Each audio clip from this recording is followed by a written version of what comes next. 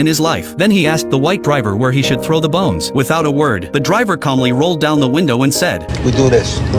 This is what we do." Seeing that, the black man couldn't help but laugh. He then copied the driver, tossing the bone out the window. There you go.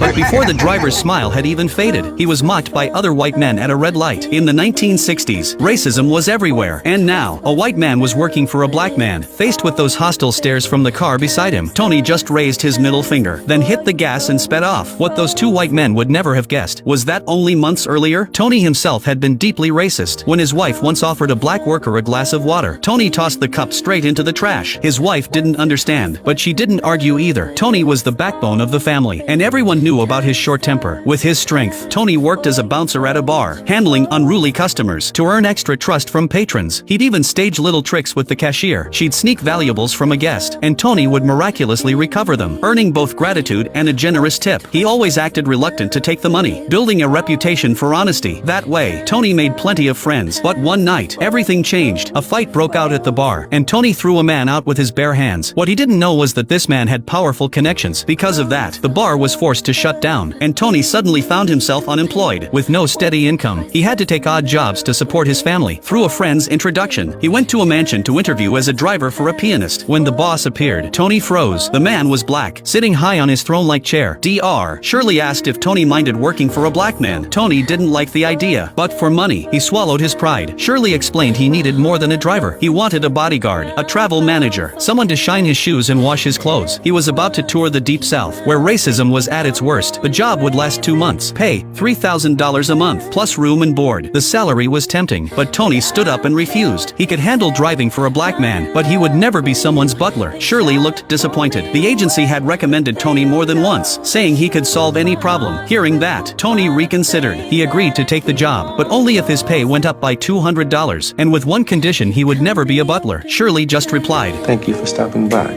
So Tony missed the chance. He kept hustling for small change, even selling his beloved watch to pay the rent. But only a few days later, Shirley suddenly called. He agreed to all of Tony's terms. Soon, Tony and Shirley were ready to hit the road. Before leaving, Shirley's manager handed Tony a guidebook for black travelers. It was called the Green Book. Inside were hotels and motels in the South that would accept black guests. Then they set off in a luxury Cadillac. On the way, Shirley gave clear instructions. Every piano must be a Steinway. He couldn't play on any other brand. And every night, he needed a bottle of whiskey. Tony quickly wrote everything down, but Tony wasn't the most disciplined driver. He liked eating while driving, and he often turned to chat with Shirley instead of watching the road. That made Shirley nervous, and he told him to keep his eyes ahead. Tony didn't care. At one stop, he even came back just to grab his wallet, showing he still carried prejudice toward Shirley. Shirley frowned but said nothing. By nightfall, they reached